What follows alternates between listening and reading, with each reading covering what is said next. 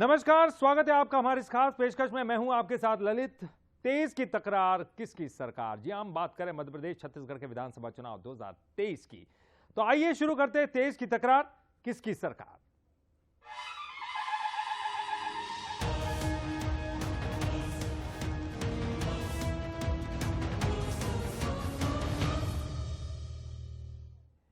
BJP ने 39 नामों की दूसरी लिस्ट जारी कर दी है और इसमें कई ऐसे चौंकाने वाले नाम हैं जिनके विधानसभा चुनाव लड़ने की संभावना नहीं के बराबर थी। जी हां, आखिर इन हैवी वेट नेताओं को मैदान में उतारने के पीछे बीजेपी का क्या मकसद है और इनके जरिए पार्टी कौन से समीकरण साधने की कोशिश कर रही है, इस खास रिपोर्ट में आपको दिखाते हैं। मध्य प्रदेश विधानसभा चुनाव के लिए बीजेपी अब तक 79 उम्मीदवारों के नाम की घोषणा कर चुकी है। कैंडिडेट्स के नाम को लेकर बीजेपी विरोधियों को लगातार जोर का झटका जोर से दे रही है। पहली लिस्ट में 39 नामों का ऐलान हुआ तो दूसरी लिस्ट में सोमवार को 39 नामों की ही घोषणा हुई। वहीं मंगलवार को अमरवाड़ा के लिए सिंगल नाम को हरी झंडी मिली। बीजेपी ने इस बार 3 केंद्रीय मंत्रियों को उतारने का फैसला किया है। नरेंद्र सिंह तोमर दिमनी से, प्रहलाद पटेल नरसिंहपुर से और फग्गन सिंह कुलस्ते निवास से ताल ठोकेंगे। इसके साथ ही 4 सांसदों को भी विधानसभा की जंग में उतार दिया गया है। सतना से गणेश सिंह, सीधी से रीति पाठक, जबलपुर पश्चिम से राकेश सिंह और गाडरवारा से राव उदय प्रताप सिंह। इसके साथ ही राष्ट्रीय महासचिव कैलाश विजयवर्गीय को भी इंदौर 1 से टिकट देकर बीजेपी ने हैरान किया है। इस तरह के नामों के जरिए बीजेपी लगातार राजनीतिक पंडितों को चौंका रही है। इन मास्टर स्ट्रोक के मायने क्या हैं, ये भी समझ लेते हैं। पिछली बार हारी सीटों को जीतने का ये मेगा प्लान है। कांग्रेस के प्रभाव वाली सीटों को जीतने की रणनीति है। महाविजय के लिए मंत्रियों पर दांव लगाने से परहेज नहीं किया गया है। ग्वालियर चंबल साधने नरेंद्र सिंह तोमर को उतारा गया है। कमलनाथ के गढ़ महाकौशल पर स्पेशल फोकस है। प्रहलाद पटेल के जरिए महाकौशल पर नजर है। फग्गन सिंह कुलस्ते के सहारे आदिवासियों को एक संदेश देने की कोशिश है। कैलाश विजयवर्गीय के सहारे मालवा निवाड़ पर फोकस है। सांसदों को उतारकर एंटी इनकम्बेंसी रोकने की कोशिश है। बड़े चेहरों पर दांव लगाकर उनके क्षेत्र में फायदे की प्लानिंग है। मजबूत गढ़ मध्य प्रदेश में महाविजय का मेगा प्लान है। बीजेपी 2023 की महाभारत जीतने के लिए हर संभव रणनीति पर आगे बढ़ रही है। न तो उसको किसी विरोध की चिंता है और न ही वो किसी भी फैसले को लेकर दुविधा में है। मुख्यमंत्री शिवराज सिंह चौहान ने भरोसा जताया कि सूची ने महाविजय सुनिश्चित कर दी है। अद्भुत है, अभूतपूर्व है और इसने भारतीय जनता पार्टी की महाविजय को सुनिश्चित कर दिया है। हमारे सारे दिग्गज चुनाव लड़ेंगे। परेशान तो कांग्रेस है, परेशान है, कुछ समझ में नहीं आ रहा उनको हो क्या रहा है, इसलिए बौखलाहट में ऐसी बातें कर रहे हैं। भाजपा निरंतर विजय के पथ पर आगे बढ़ती जा रही है। बीजेपी ने जिस तरह से चुनाव से काफी पहले उम्मीदवार घोषित किए हैं, उसको लेकर सियासी पंडितों के मन में ये सवाल है कि पार्टी को आखिर ऐसा क्यों करना पड़ा, इससे क्या फायदा नुकसान होगा। हमेशा अपने फैसलों से चौंकाने वाली बीजेपी ने लिस्ट में भी चौंकाया है। क्या ये उन सवालों का जवाब है जो कुछ वक्त पहले तक स्टेट लीडरशिप को लेकर उठ रहे थे। एक और बात, अगर गुजरात की तरह मध्य प्रदेश का ये प्रयोग भी सफल रहा तो बीजेपी का केंद्रीय नेतृत्व इस तरह के और बड़े फैसले लेकर आगे बढ़ेगा। Bureau report, Kansal news. और इधर इंदौर से जब टिकट के ऐलान के बाद कैलाश विजयवर्गीय एक्टिव हो गए हैं। दूसरे दिन ही इंदौर 1 विधानसभा क्षेत्र पहुंचे कैलाश विजयवर्गीय। बीजेपी के वरिष्ठ नेता सत्यनारायण सत्तन का भी उन्होंने आशीर्वाद लिया। सत्तन ने तिलक लगाकर विजयवर्गीय को आशीर्वाद दिया। इंदौर 1 विधानसभा से सत्यनारायण सत्तन विधायक रह चुके हैं, तो पूर्व विधायक सत्यनारायण सत्तन, उनका आशीर्वाद लिया। काफी जो है आप देख सकते हैं इन तस्वीरों में आशीर्वाद लेते हुए, तिलक लगाते हुए सत्यनारायण सत्तन। खुद कवि भी हैं सत्यनारायण सत्तन और पूर्व विधायक भी हैं।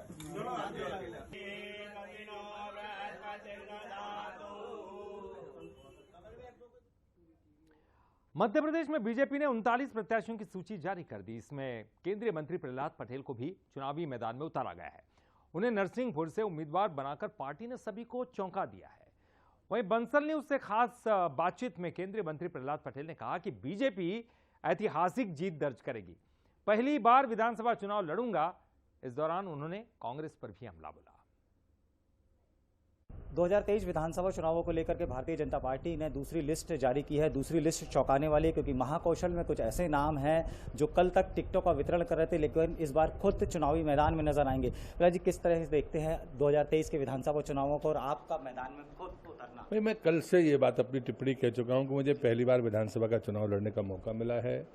मेरे गृह जिले से मुझे फैसला दिया, इसके मैं अपने भाई के अनुज के प्रति भी साधुवाद व्यक्त करता हूँ कि वो अपनी खुद की सीट छोड़कर मुझे दे रहे हैं।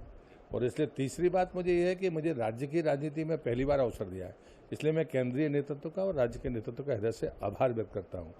मध्य प्रदेश बेहतर, सुंदर, संसाधनों वाला और संभावनाओं वाला प्रदेश है जो बेहद ऊंचाइयां छू सकता है और मैं मानता हूं कि वहां जो अवसर मुझे पार्टी ने दिया है, मैं फिर से पार्टी का आभार व्यक्त करता हूं। आप जैसे दिग्गज बड़े नेता जो है इस बार मैदान में हैं, आप कांग्रेस को कैसे देखते हैं? आप नहीं, मुझे लगता है कांग्रेस पहले भी कमजोर थी। कांग्रेस के पास ना तो नेतृत्व है, ना नीति है और ना नेता है। थका हुआ नेतृत्व हो, नीतियां ना हो और नकल करने के अलावा बाकी कुछ ना बचा हो, स्वाभाविक है कि हम देखते हैं कि 2003 दोहराएगा। जालम सिंह जी के लिए क्या सोचते हैं कि जालम सिंह जी को पार्टी कहाँ एडजस्ट करेगी, कैसे एडजस्ट करेगी? उनको हम साधुवाद देंगे। तो ये है केंद्रीय मंत्री प्रहलाद सिंह पटेल जी और चुनाव की टिकटों की घोषणा के बाद रूबरू हुए हैं। साफ तौर पर उनका कहना है कि कांग्रेस कभी भी मैदान में नहीं थी लेकिन अब दिग्गज नाम मैदान में है तो संभवतः बीजेपी की 2023 की जीत सुनिश्चित होती नजर आ रही है। कैमरामैन सुरेंद्र पटेल के साथ अमित सोनी, बंसल न्यूज, जबलपुर। बीजेपी ने मैहर सीट से मौजूदा विधायक नारायण त्रिपाठी का टिकट काटकर श्रीकांत चतुर्वेदी को प्रत्याशी बनाया। श्रीकांत चतुर्वेदी बीजेपी के प्रदेश कार्य समिति के सदस्य हैं। टिकट पक्का होने के बाद उन्होंने मैहर में मां शारदा के दरबार में माथा टेककर जीत का आशीर्वाद लिया। इसके बाद उन्होंने शहर में जनसंपर्क किया। कार्यकर्ता और समर्थकों ने श्रीकांत चतुर्वेदी को टिकट मिलने की खुशी में मिठाई खिलाई और जीत का भरोसा जताया।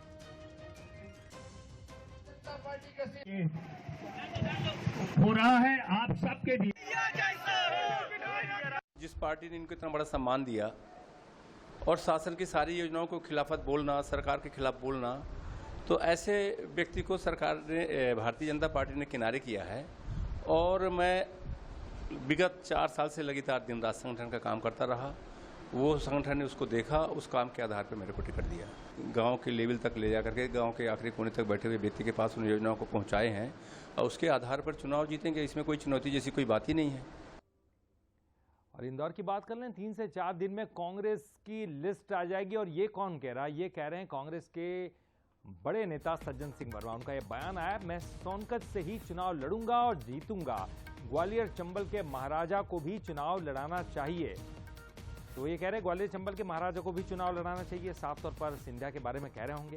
कांग्रेस नेता सज्जन सिंह वर्मा का ये बड़ा बयान, और वो ये भी साथ में कह रहा है कि मैं सोनकत से ही चुनाव लड़ूंगा और जीतूंगा। कांग्रेस की लिस्ट बिल्कुल 3-4 दिन हो गए। सज्जन वर्मा सोनकत से दमदारी से चुनाव लड़ेगा, जीत के आएगा। जितने हैं लोगों का और कोई दिक्कत नहीं। ग्वालियर चंबल के महाराजा हैं, वो लड़ ही लेना चाहिए। अब इतने मुख्यमंत्री उतर गए, तुम भी उतर जाओ भैया, अच्छा है, लड़ो भाई। मध्य प्रदेश में बीजेपी की सूची सामने आने के बाद सियासी महाभारत शुरू हो गई है, बल्कि इसे लेकर भाषाई मर्यादा पर भी अब बहस छिड़ गई है।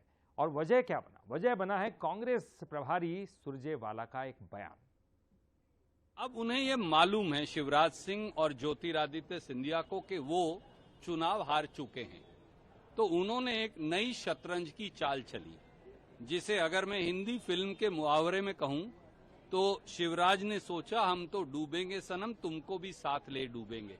सारे प्रतिद्वंदियों को जो बीजेपी में उनके हैं, शिवराज जी के और ज्योतिरादित्य सिंधिया के, सबको वहीं फंसा दिया लाकर। सुना आपने, क्या बीजेपी कांग्रेस से डर गई है? जी हां, कांग्रेस प्रभारी सुरजेवाला के बयान से तो यही जाहिर होता है। लेकिन बीजेपी को सुरजेवाला की ये बात रास नहीं आई, बल्कि खुद प्रदेश अध्यक्ष ने उन्हें आईना दिखाते हुए यहां तक कह दिया कि जो चुनाव हार चुके वो हमें सलाह दे रहे हैं। आखिर ये होते कौन हैं? सुरजेवाला जी, बेरंग वापस जाओगे, कानून गोलू चले गए, एक और पहले कोई आए थे वो भी चले गए। ये झूठ और छल कपट की राजनीति करने वाले ये मध्य प्रदेश भारतीय जनता पार्टी के कार्यकर्ताओं का गढ़ है, जो कल प्रकटीकरण इस मध्य प्रदेश के अंदर भाजपा के बूथ बूथ के कार्यकर्ताओं ने दिया है। और भाजपा के प्रधानमंत्री, दुनिया के लोकप्रिय नेता, अरे तुम्हारे कहने से क्या होता है, हमारे प्रधानमंत्री जी को तो दुनिया अप्रिशिएट करती है, दुनिया अप्रिशिएट करती है। ये सुरजेवाला किस खेत की मूली है? ये बीजेपी की अपनी लाइन है, लेकिन जो कहा गया है वो कांग्रेस को भी कहां अच्छा लगने वाला था। कांग्रेस ने तो प्रेस कॉन्फ्रेंस करके बीजेपी प्रदेश अध्यक्ष को सुरजेवाला का हिसाब बता दिया। माननीय सुरजेवाला साहब हरियाणा के 3 बार के विधायक रहे हैं, वो कह रहे हैं कि पार्षद भी नहीं रहे हैं, तो वो उनके अल्प ज्ञान का प्रतीक है। नंबर 2, माननीय सुरजेवाला साहब इस देश की यूथ कांग्रेस के वर्षों तक राष्ट्रीय अध्यक्ष रहे हैं। माननीय सुरजेवाला साहब आज की तारीख में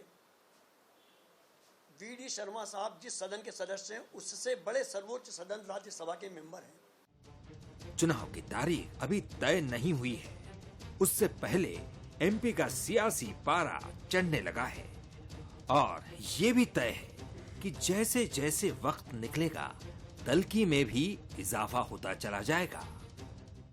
बीजेपी ने अपनी दूसरी सूची जारी की। जाहिर है कांग्रेस कुछ तो सवाल उठाएगी भी, लेकिन रणदीप सुरजेवाला का बयान निश्चित रूप से ये कह सकते हैं कि बीजेपी को आईना दिखाता है। पर बड़ा सवाल यही कि आईना दिखाना अपनी जगह है, लेकिन इसके बाद जो बयान सामने आ रहे हैं, तो क्या आने वाले दिनों में राजनीति का स्तर कुछ और होगा? आजिज खरे के साथ मनोज सैनी, बंसरी भोपाल। छत्तीसगढ़ के सत्ता में वापसी के लिए बीजेपी कोई कोर कसर नहीं छोड़ रही है। बीजेपी छत्तीसगढ़ में भी एमपी फॉर्मूला लागू कर सकती है। उम्मीदवारों की दूसरी सूची में 5 से भी ज्यादा सांसदों के नाम हो सकते हैं। हालांकि उसके पहले सियासी बयानबाजी भी शुरू हो गई है। इस खास रिपोर्ट में आपको दिखाते हैं। छत्तीसगढ़ में इस बार केंद्रीय मंत्रियों और सांसदों को भी टिकट दिया जा सकता है। सूबे में ये चर्चा जोरों पर है। एमपी की तर्ज पर बीजेपी प्रदेश में भी विधानसभा चुनाव में सांसदों को मैदान में उतार सकती है। पहली लिस्ट में बीजेपी ने मौजूदा सांसद विजय बघेल और पूर्व सांसद रामविचार नेताम को टिकट दिया है। बीजेपी की दूसरी लिस्ट में 5 से ज्यादा सांसदों के नाम शामिल हो सकते हैं, जिसमें सांसद सुनील सोनी, संतोष पांडे, गोमती साय, अरुण साव और गुहाराम अजगले को बीजेपी चुनावी रण में उतार सकती है। बीजेपी के पूर्व मंत्री राजेश मूणत का कहना है कि पार्टी जिसे भी टिकट देगी हम सब मिलकर चुनाव लड़ेंगे। वहीं मंत्री अमरजीत भगत का कहना है बीजेपी कुछ भी कर ले उसे सफलता नहीं मिलेगी। चुनाव में विजयश्री के लिए जो भी हो सकता है, जो भी सामान्य कार्यकर्ता बीजेपी का है, वो विधायक बाद में बना, सांसद बाद में बना, पदाधिकारी बाद में बना है, लेकिन वो मूल कार्यकर्ता बीजेपी का है और कार्यकर्ताओं पर आधारित केडर की पार्टी है। भारतीय जनता पार्टी का कोई न कोई कार्यकर्ता लड़ेगा और चुनाव में विजयश्री होने के बाद में संसदीय दल निर्णय करेगा कि इस प्रदेश का मुखिया कौन होगा। समय प्रतिकूल होता है तो कुछ भी जतन कर लो, उसका कुछ रिजल्ट जो है वो प्रतिकूल ही आएगा। तो आप केंद्रीय मंत्री को खड़ा कर दो, आप राज्यसभा सांसद को खड़ा कर दो, सांसद को खड़ा कर दो, किसी को भी खड़ा कर दो। जब जनता ने मन बना लिया है कि इनके हाथों हमारा भविष्य सुरक्षित नहीं है, ये जो इनका केमिस्ट्री इनका सब बिगड़ा हुआ है, इसलिए मैं कहता हूं कि कांग्रेस ही आएगा। बीजेपी के इस नए प्रयोग से सूबे की सियासत में सुगबुगाहट शुरू हो गई है। एमपी में सांसदों को टिकट देकर बीजेपी आला कमान ने साफ कर दिया है कि उसके लिए जीत कितनी अहम है। वहीं कांग्रेस ने अपने उम्मीदवारों का भले ही ऐलान नहीं किया है, लेकिन उसके नेता 4.5 साल की उपलब्धियों के भरोसे सत्ता में वापस आने का दावा कर रहे हैं। देखना होगा छत्तीसगढ़ की जनता किसे सत्ता का सिरमौर बनाती है। कुलेश्वर पांडे, बंसल न्यूज, रायपुर। छत्तीसगढ़ में कांग्रेस लगातार चुनाव की तैयारियों में जुटी नजर आ रही है। मंगलवार को चुनाव अभियान समिति की बैठक में इसे और धार देने की कोशिश की गई। तो बैठक में क्या कुछ खास रहा, किन रणनीतियों पर दिग्गजों ने मंथन किया, इस खास रिपोर्ट में आपको ये भी दिखाते हैं। छत्तीसगढ़ में कांग्रेस लगातार अपने प्रचार अभियान को धार देने की कोशिश में जुटी है। कांग्रेस का शीर्ष नेतृत्व लगातार प्रदेश का दौरा कर रहा है, लेकिन अब कांग्रेस ने विधानसभा स्तर को मजबूत करने की रणनीति पर काम करना शुरू कर दिया है। मंगलवार को हुई कांग्रेस चुनाव अभियान समिति की पहली बैठक में भी इसे लेकर रणनीति बनी। बैठक में तय किया गया कि कांग्रेस चुनाव अभियान समिति का जिलों के स्तर पर भी विस्तार किया जाएगा। प्रत्याशी घोषित होने के बाद किस तरह उनका जनता से जीवंत संबंध बने, इसकी रणनीति भी तय की गई। साथ ही 2 अक्टूबर को होने वाली भरोसा यात्रा को सफल बनाने के लिए आवश्यक जिम्मेदारियां भी दी गयी। हम लोगों ने सुझावों के आधार पर ये निर्णय किया कि हम जिला स्तर पर भी चुनाव अभियान समिति बनाएंगे। उसमें सभी समाज के, सभी संगठन के और हमारे सभी प्रकोष्ठों के लोग होंगे और इसको हम जिला स्तर तक पहुंचाएंगे। उसके साथ ही साथ जो प्रदेश स्तरीय समिति है उन सब पर निगरानी रखेगी और सभी प्रकोष्ठों को अपने में समाहित करके चलाएगी। कांग्रेस ने चुनाव अभियान समिति की बैठक के जरिए जहां अपने प्रचार अभियान को धार देने की कोशिश की है, तो वहीं बीजेपी के प्रचार का मुकाबला करने की रणनीति भी तैयार की है। पार्टी को इसका कितना लाभ होगा ये तो आने वाले दिनों में ही पता चलेगा, लेकिन कांग्रेस ने सभी समितियों को एक्टिव कर चुनाव अभियान को तेज करने में जुट गई है। ब्यूरो रिपोर्ट के साथ कुलेश्वर पांडे, बंसल न्यूज, रायपुर। और तेज की तकरार किसकी सरकार में, फिलहाल के लिए इतना ही। बंसल न्यूज पर खबरों का सिलसिला लगातार जारी है।